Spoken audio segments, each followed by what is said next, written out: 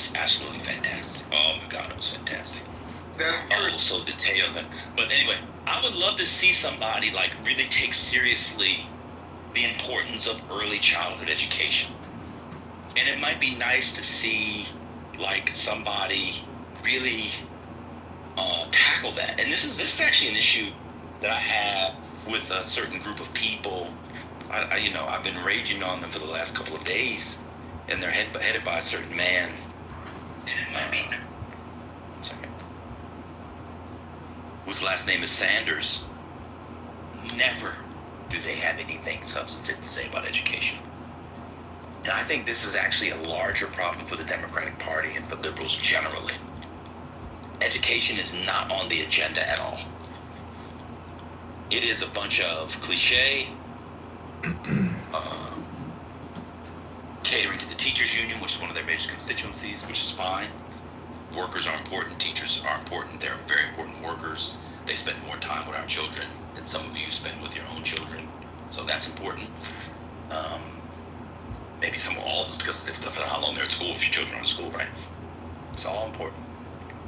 But the best thing you could do for education in New York is to make the subways safe, because there are good schools all over the city. It's just many parents are afraid to put their kids on the subways. So one thing that's not partisan, it's not a Democrat versus Republican issue, but I've seen it in Copenhagen and in many cities in Europe, is they're able to reduce the number of police on the subway and also make the subway safer at the same time.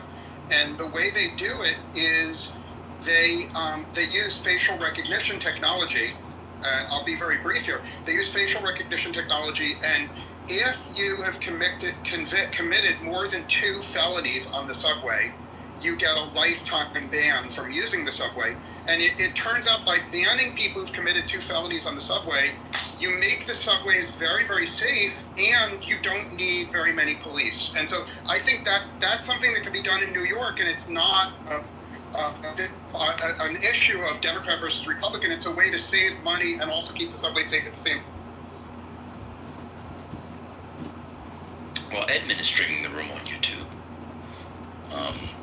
I wish instead of he coming in on his anonymous with the glasses down at the bottom, he would just tell us that it's John Kitover on YouTube. I wish he would just tell us he were doing that, and then people would know, as opposed to him just coming into rooms and streaming them on his YouTube channel that 2 people go to, including himself, when he's not reading from the Hare Krishna while wearing a Trump hat.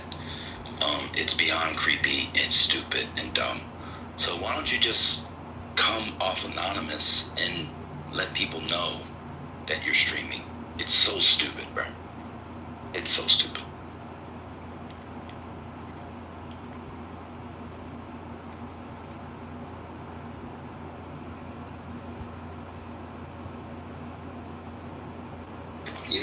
I think you should consider the possibility that most people are just not interested in the nuts and bolts of public policy. Most people on Clubhouse, they just enjoy kind of rooting for their team and trolling the other side. I think there's a very small audience of public policy people.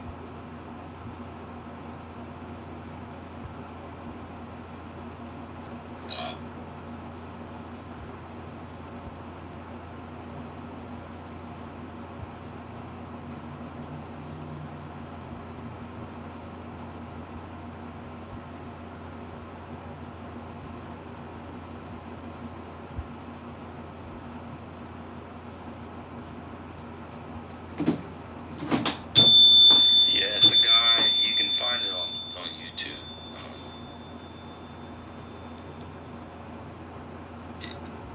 I think his particular account is the anonymous down at the bottom with the sunglasses. Wait, so does that mean if this room is being streamed live on YouTube, does that mean that any random fucking person could be listening to me right now, same as it already is? Well, right now he never gets a lot of people. So it's actually more dangerous for me to worry about somebody in this room than somebody on the YouTube channel. Yeah, it's only 2 people. Right, and in this room it's like a bunch of random people. Could be anybody. Like, who are these people? Yeah.